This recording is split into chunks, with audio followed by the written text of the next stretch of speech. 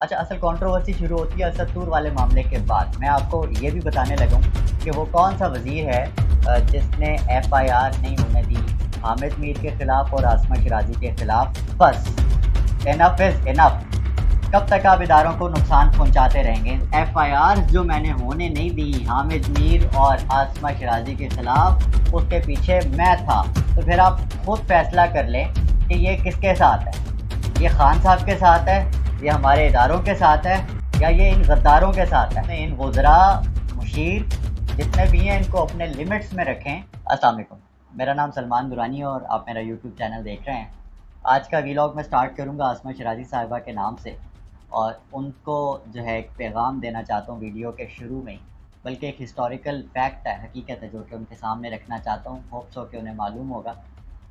आसमा साहिबा नवाज शरीफ साहब के भी एक पीर हुआ करते थे जिनका ताल्लुक मानसरत से था। उनको छड़ी वाले बाबा कहा करते थे। बाद में नवाज शरीफ ने जो है उनको बेनज़ीर से भी मुतारिफ़ करवा दिया। बेनज़ीर ने भी जो है वो उनसे छड़ियाँ खाई हुई हैं। उन बाबा जी की ख़ास बात ये थी कि समझा ये जाता था कि जिस वक़्त बाबा जी गुस्से में हों और वो गुस्से से किसी को छड़ी मार दें तो उसकी मुराद बर आती थी। नवाज शरीफ साहब बड़े इंस्पायर हुए, इम्प्रेस हुए, उन बाबा जी के पास पहुँच गए। जब वो पहुँचे तो फिर उसके बाद उनके ऊपर नवाज़शात हुई। तोहफ़तन उनको जो है बाबा जी के जो मानसेरे वाले बाबा जी थे उनके गाँव तक बिजली पहुँचा दी गई। ये नवाज शरीफ साहब ने उनको तोहफ़ा दिया। जिस वक़्त बेनज़ीर भुट्टो साहिबा की हुकूमत थी तब उन्होंने बाबा जी के गाँव तक पक्की सड़क बनवा दी और बाबा जी के गाँव तक हेलीपैड बनवाया ताकि वहाँ हेलीकॉप्टर उतर सके और बेगम साहिबा जो हैं वो पीर साहब से मुलाकात कर सकें। अच्छा, मज़े की बात ये है कि पीर साहब ने उस हेलीपैड के तवस्सुल से हेलीकॉप्टर के मज़े भी लिए, झूले भी लिए। तो ये तो थी एक हिस्टोरिकल फैक्ट जो कि मैं बयान कर रहा हूँ दो चीज़ों के रेफरेंसेस देके। एक तो रऊफ़ क्लासा साहब ने भी अपनी एक किताब में इसका ज़िक्र किया था, और दूसरा बीबीसी ही की एक तहरीर है, वसअतुल्लाह खान साहब उस्तादों के उस्ताद जो लिखते हैं, उन्होंने भी ये कोट किया कि ये ऐसा था। नवाज शरीफ साहब के बारे में कहा जाता है कि उनका कोई एक पीर नहीं था, उन्होंने अपने काफ़ी पीर बदले हैं। कोई पसंद नहीं आता था तो अगले पीर की तरफ चल पड़ते थे। इनके बारे में भी कभी कोई कॉलम लिखिए, पसंद आएगा इंशाल्लाह। लोग जैसे आज डिस्कस कर रहे हैं आपको कल भी डिस्कस करेंगे। अ, अच्छा, ये तो था वीडियो का पहला हिस्सा जिसमें मैंने आपको ये किस्सा सुनाना था। आते हैं वीडियो के असल पार्ट की तरफ, जिसका ताल्लुक बीबीसी के उस कॉलम जो कि आसमा शिराज़ी ने लिखा, उसकी कंट्रोवर्सी बनी पड़ी है। सारे उसी पे बात कर रहे हैं कि क्या हुआ, हाल ये वो सब कुछ। आसमा जी जो हैं वो इसी तरह ही डिबेट में रहती हैं। उनकी जो ये सहाफ़त है, नाम नहाद सहाफ़त है, उसका तकाज़ा ये है कि इस तरह से डिबेट में रहा जाए। चाहे वो नवाज शरीफ साहब का इंटरव्यू हो, चाहे वो अपोजिशन पीडीएम के हवाले से कोई भी कंट्रोवर्सी क्रिएट करना हो, चाहे कुछ भी हो खान साहब के ख़िलाफ़, पाकिस्तान के ख़िलाफ़, हमारे इदारों के ख़िलाफ़, इस्टेब्लिशमेंट के ख़िलाफ़, आसमा जी उन तमाम कंट्रोवर्सीज़ की सरकर्दा नज़र आएंगी आपको। सिर्फ आसमा जी नहीं बल्कि इनके भाई, बड़े प्यारे भाई हामिद मीर साहब भी जो हैं वो सर फहरिस्त नज़र आएंगे उन नामों में जिनका ताल्लुक पाकिस्तान के ख़िलाफ़ किसी कैंपेन से होगा। हमने कुछ अर्सा पहले फ्रीडम नेटवर्क के हवाले से तहकीक करके आपको बताया कि ये किस तरह से काम करती है फ्रीडम नेटवर्क, और पाकिस्तान में किस तरह से पाकिस्तान के ख़िलाफ़ में डिसइंफॉर्मेशन फैलाने में इसका किरदार है। और Asma Shirazi is one of the very names of those network जो कि EU डिसइंफो लैब ने पाकिस्तान के अंदर पाकिस्तान के ही ख़िलाफ़ डिसइंफॉर्मेशन फैलाने वाले नेटवर्क में शामिल रखा। और ये एक गैर मुल्की नेटवर्क था जिसको एक्सपोज़ किया गया था कुछ अर्सा पहले। अच्छा, ये तो कंट्रोवर्सी क्रिएट हुई थी सोशल मीडिया के ऊपर, लेकिन इसके ऊपर भी कोई कार्रवाई नहीं हुई। अच्छा, असल कंट्रोवर्सी शुरू होती है असद तूर वाले मामले के बाद। मैं आपको ये भी बताने लगा हूँ कि वो कौन सा वज़ीर है जिसने एफआईआर नहीं होने दी इन सहाफ़ियों के ख़िलाफ़, हामिद मीर के ख़िलाफ़ और आसमा शिराज़ी के ख़िलाफ़। किस चीज़ के ऊपर? इस चीज़ के ऊपर कि जिस वक़्त ये लोग नेशनल प्रेस क्लब के सामने खड़े होकर हामिद मीर हमारी फ़ौज को ये कहता है कि इनके तो टैंकों में ज़ंग लगे हुए थे, इनकी फ़ौज में लड़ने की हिम्मत नहीं थी, ये डरते थे, और ये भी हमें कहते थे कि जी आप अमन की आशा के लिए कोशिशें करें। ये हामिद मीर ने इल्ज़ाम लगाया था।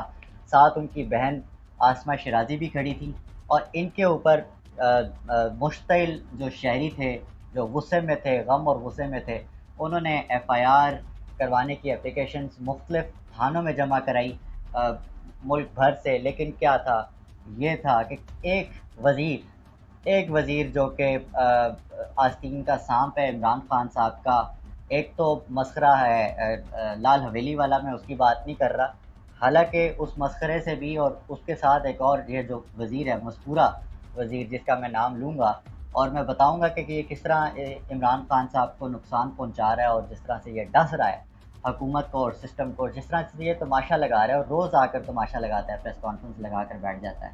اس طرح سے نہیں ہو سکتا کہ کوئی بھی آ کر ہمارے اداروں کو، ہمارے پاکستان کو، ہماری ریاست کے وقار کو اپنے جوتے تلے روند کے چلا جائے اور اس پہ کوئی ایکشن نہ ہو. اور ایکشن ہونے سے جو بچائے، ریاست کے غداروں کو جس وزیر نے بچایا، اس وزیر کا جو تعلق ہے وہ آج بھی خاموشی سے ہے. آج بھی وہ وزیر خاموش ہے. وہ وزیر آج بھی خاموش ہے. جس وقت آسمہ شیرازی ہمارے اداروں کے اوپر بات کر رہی ہے، فوج کے اوپر کھلم کھلا بات کر رہی ہے، جس وقت وہ ایک کالم لکھتی ہے اور کالم کے اندر جس طرح سے وہ خاتون اول کے اوپر جس طرح سے الزامات لگاتی ہے، اس کے کالم کا کچھ حصہ میں آپ کو پڑھ کر سنانا چاہتا ہوں تاکہ آپ کو پتہ چلے کہ یہ کس قسم کی سوچ ہے جس کو یہ صحافت کا نام دیتے ہیں. آسمہ شیرازی کہتی ہے، لکھتی ہے بی بی سی کے اوپر کہ اب کالے بکرے سرے دار چڑھیں یا کبوتروں کا خون بہایا جائے، پتلیاں لٹکائی جائیں یا سوئیاں چبوئی جائیں، معیشت یوں سنبھلنے والی نہیں ہے. جبکہ معیشت کے تقاضے تبدیلی کا مطالبہ کر رہے ہیں. ایک تو یہ آسمہ شیرازی الزام لگا رہی ہے کہ یہ کالا جادو کرتی ہیں خاتون اول، اور دوسرا اس کے اندر تبدیلی کا مطالبہ جو آسمہ شیرازی کر رہی ہیں وہ اداروں سے کر رہی ہیں. اداروں کو کہہ رہی ہیں کہ ایک بیٹھی ہوئی جمہوری حکومت کو اٹھا کر اب کو کس کی طرف کر رہی ہیں؟ فوج کی طرف کر رہی ہیں. ظاہر ہے بھائی، فوج آؤ، اس کا تختہ الٹاؤ اور نواز شریف کو بٹھاؤ. نواز شریف کو بٹھانے سے تعلق صرف اس طرح سے ہے کہ وہ ان کو نوازتا تھا، ان جرنلسٹ کو نوازتا تھا. امریکہ ساتھ جا رہا ہے تو ساتھ لے کر جا رہا ہے، حج کروا رہا ہے تو ساتھ کروا رہا ہے، فیملی پوری کو کروا رہا ہے. جہاں جانا ہے ان کو چار صحافی ادھر ڈالے جیب میں، چار اس جیب میں ڈالے نواز شریف، ہو گیا. پرابلم ان صحافیوں کو یہ ہے کہ اب ان کی مرضیاں نہیں ہیں، اب ان کی مرضیاں ختم ہو چکی ہیں. ان لوگوں کو جو ہے پرابلم سب سے بڑا یہ ہے کہ ان کے مفادات جو ہیں وہ سٹیک پہ لگ چکے ہیں. ناؤ دا تھنگ از کہ آسمہ شیرازی، حامد میر جیسے لوگ جس طرح سے ملک اور قوم کے اوپر اٹیک کرتے ہیں، اور پھر کچھ وزیر جن کا نام جو ہے وہ خان صاحب کے بالکل پاس قریبی ساتھیوں میں لیا جاتا ہے، اگر وہ ان کو بچاتے ہیں تو افسوس کے ساتھ کہنا پڑتا ہے فواد چودھری صاحب، بس انف از انف. کب تک آپ اداروں کو نقصان پہنچاتے رہیں گے؟ ان صحافیوں کے ان کرتوتوں کے اوپر خاموش بیٹھے رہیں گے؟ انف از انف، بس کر دیں. کب تک آپ عمران خان کو ڈستے رہیں گے؟ کب تک آپ جو ہے وہ آستین کا سانپ بنتے رہیں گے؟ اور عمران خان صاحب سے بھی اور دوسروں سے بھی یہ کہنے کی ضرورت ہے. ایون کہ جو شیریں مزاری ہیں، ان کی بیٹی نے جب تنقید کی خاتون اول کے اوپر، ایک کو بہت ہی اسٹوپڈ قسم کی ٹویٹ کی تھی ایمان مزاری نے، اس کے اوپر شیریں مزاری اگر کہہ سکتی ہے کہ اشیم، تمہیں شرم آنی چاہیے. اور شیریں مزاری ہر پلیٹ فارم کے اوپر اگر اس چیز کو تنقید کا نشانہ بنا رہی ہے اور خاتون اول کا دفاع کر رہی ہے، تو فواد چودھری کی خاموشی کا کیا مطلب ہے؟ فواد چودھری کیوں خاموش بیٹھا ہوا ہے؟ اور اسی کے ہی بارے میں آپ کو میں آج بتانے لگا تھا. اسی کا بیان تھا. اس نے ایک بیان دیا تھا جس میں اس نے کہا تھا کہ میں نے آسمہ شیرازی اور حامد میر کے خلاف غداری کے جو ایف آئی آرز ہیں وہ کٹنے نہیں دی. اس نے یہ کب کہا؟ اس نے یہ کہا تھا، ہے تو یہ پرانی خبر لیکن یہ بتانے والی ضروری تھی کیونکہ یہ مس ہو رہی تھی. یہ کون ہے جس نے ایف آئی آر نہیں ہونے دی؟ یہ بڑی امپورٹنٹ خبر تھی اور یہ بیچ میں کہیں مکس ہو گئی تھی.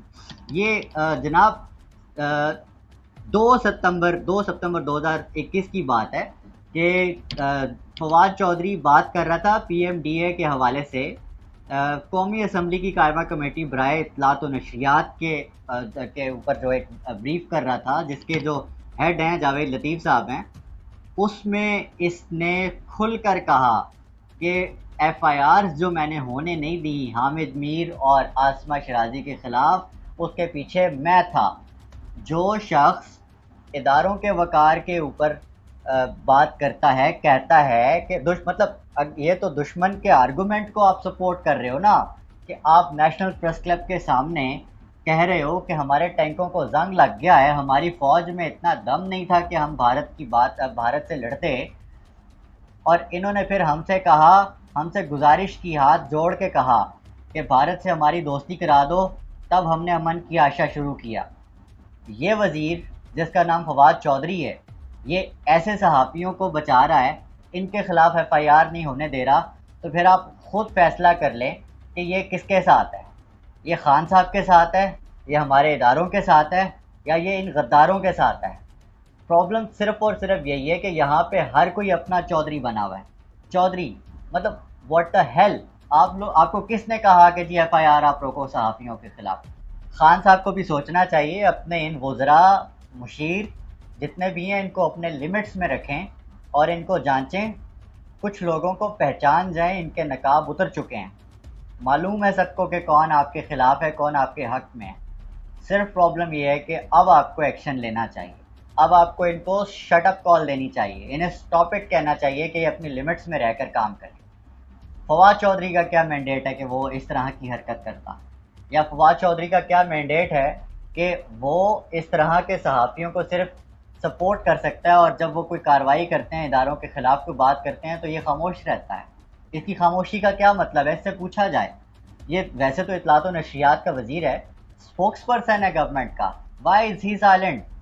और इसके साथ एक और चीज़ जोड़ के मैं गुजारिश करना चाहता हूँ गवर्नमेंट से, खातून अव्वल से, वज़ीर आज़म साहब से, कि जिस तरह से जियो, ARY और ये जिस तरह यूके की अदालतों के अंदर जुर्माने इनको होते हैं फेक न्यूज़ के ऊपर, उस तरह से आप जिस तरह रिसेंटली रेहाम खान का और जुल्फ़ी बुखारी का केस हुआ, इसमें रेहाम खान ने माजरत की।